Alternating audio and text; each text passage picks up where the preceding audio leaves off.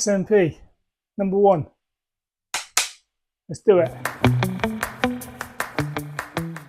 Hey, right, hello. So I've finally booked in for SMP. I say finally, it was never really on my radar. Last year, never even heard about it. Didn't know what it meant. I was watching some boxing, the post-fight review, and one guy was saying to the other guy, "Yeah, but you haven't even got your own hair." I was like, "What's he on about?" So I did a bit of googling, and it turns out one of the guys has had SMP, so he's got the head tattoo, the scalp micropigmentation.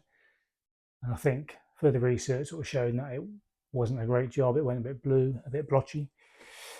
So I was looking into it and like, blimey, these bald guys are getting like SMP, which is head tattoo, and they're like getting like a full head of hair, like a shaven head of hair.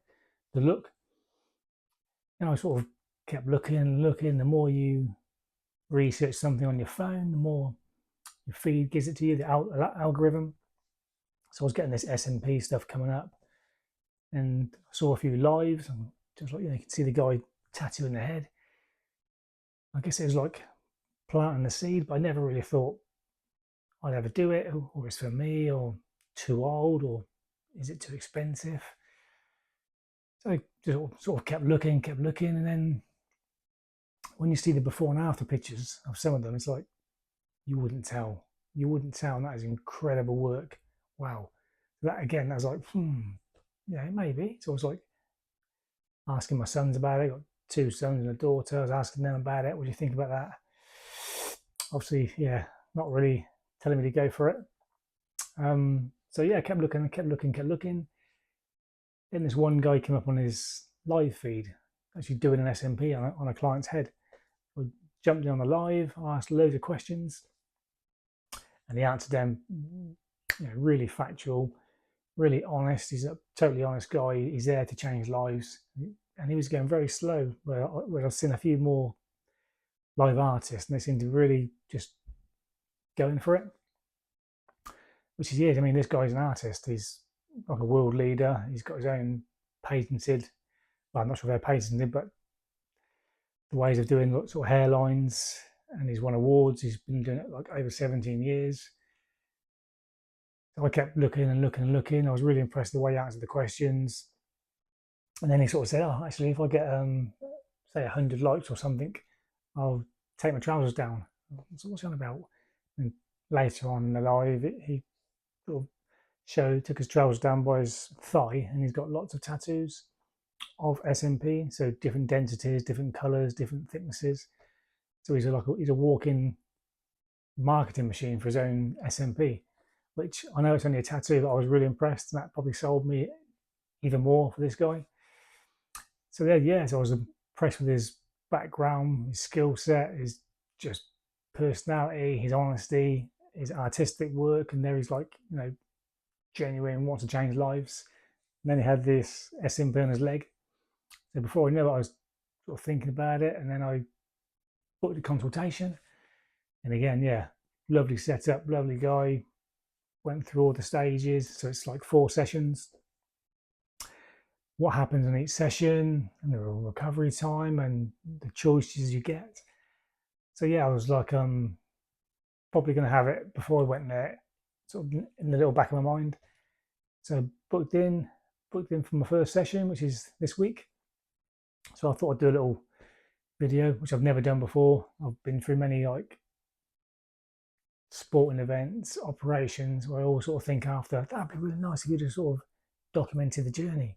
So maybe there's somebody else out there, because they always say, who can you help and how can you help them? So maybe this video or this set of videos documenting the journey will help somebody else thinking about it, or somebody else who's had it and they're in between the journeys, or they just want to sort of reach out or get some advice from somebody else along the way at different stages. So I thought, you know what, yeah, pull your finger out, mate, and yeah, get it done, Kev.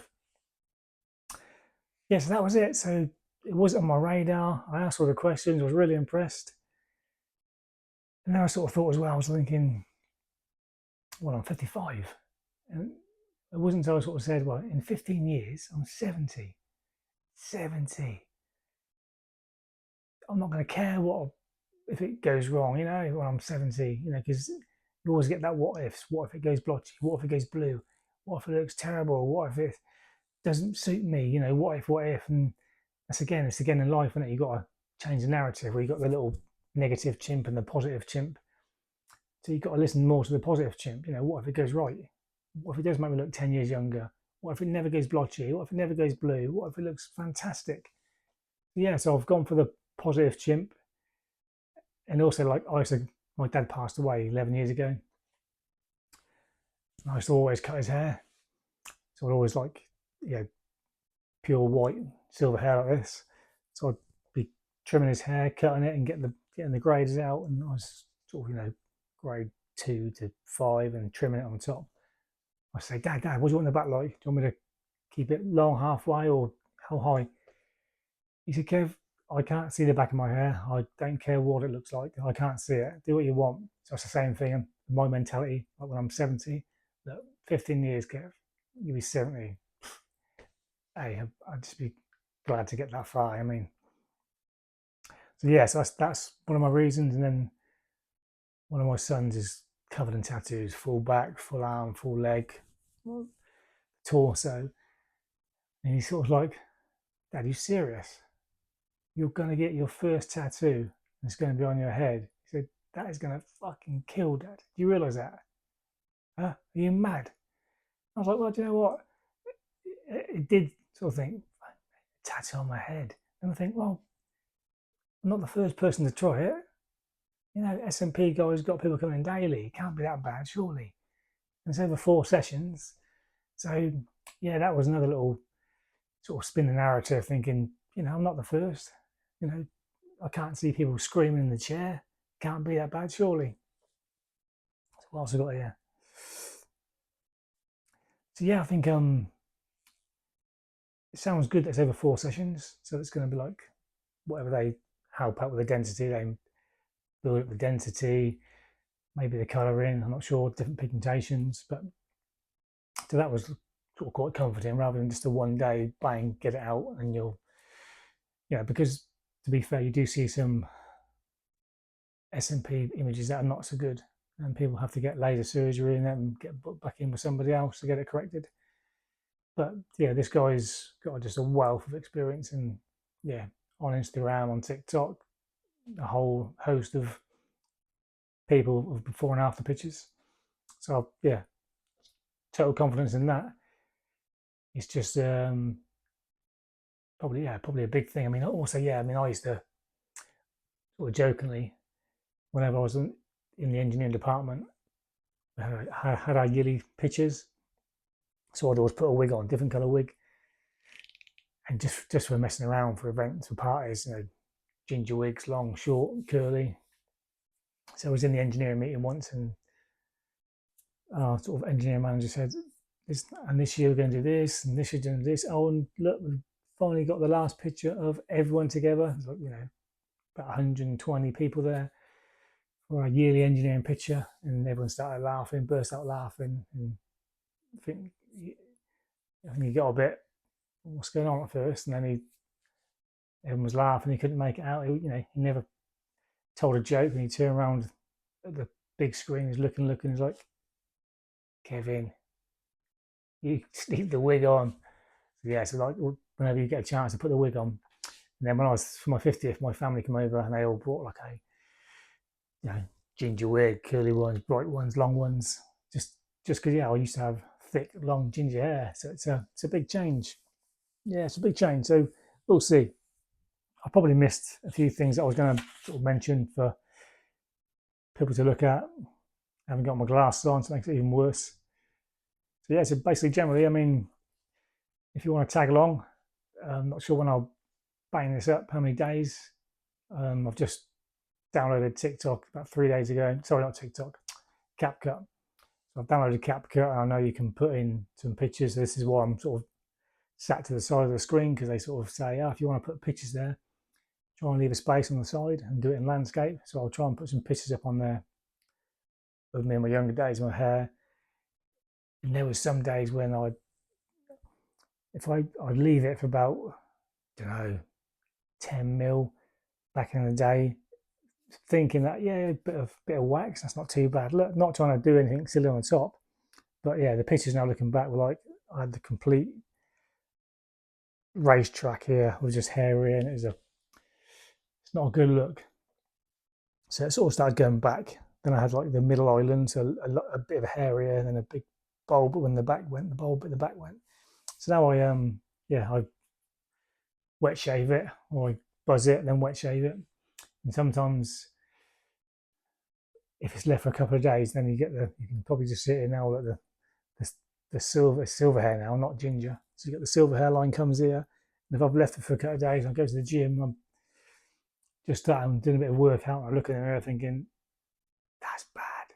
So I'm like, hold on, get downstairs, and I'll go to the old locker room, and I'll change them, and I'll get the old buzzer out and buzz it, and think, can't have that. I mean, it looks bad anyway. Like sometimes I'll think, when you shave it, it's like really white. It's like you've got some sort of hair illness. And also, then you ever think, I always think, that must be the biggest money making thing if you can find a cure for baldness. And it's got to be some gene, some gene or some deficiency. I mean, for me, I think some people, excuse me, some people maybe deal with stress or they worry more. That's my take on it, and just the stress is in your head, whatever. That's I could be wildly off, but yeah, you can see like some people walk on the street and got a care in the world. Excuse me, and some people, yeah, they carry the whole world on their shoulders. So yeah, people do deal with stress in different ways. So maybe the body reacts. You do because the gut is big time affected by stress and worry. So yeah, why not the head? And maybe one day somebody will, yeah, cure it because it is like a hair follicle. I remember once when I heard about hairs. When your hair starts going silver or grey, that hair follicle dying means you're reaching that age in life where your body is now in a decline. I was like, fucking hell. Cheer me up, hey? Bald and a silver beard. Hey, it's all going like that. That used to be full ginger. Right, anyway, that's that. So basically, I'm booked in for SMP. It's 4 sessions, so I'll try and at some point put this video up, and then the next sort of 4 videos and whatever I do after that of life after SMP. So yeah, wish me luck. Yeah, it can go one or two ways, as they say. So yeah, and it's also it's like that feeling where you go for an interview or you go for an operation. There's something in your gut. It's like the nerves, butterflies, excitement. So I'm not sure what it is yet, but hopefully I'll get through the door and I'll just grin and bear it. And yeah, I know it is quite red after the procedure. So yeah, you can't sweat for a few days, you can't go to the gym, don't go to the sauna, don't go in sunlight. And generally after you've got to have a bit of self-care with sun cream and stuff, and wear hats if you haven't got sun cream on, just to protect the ink, I think. So yeah, so welcome to me for my first documented journey.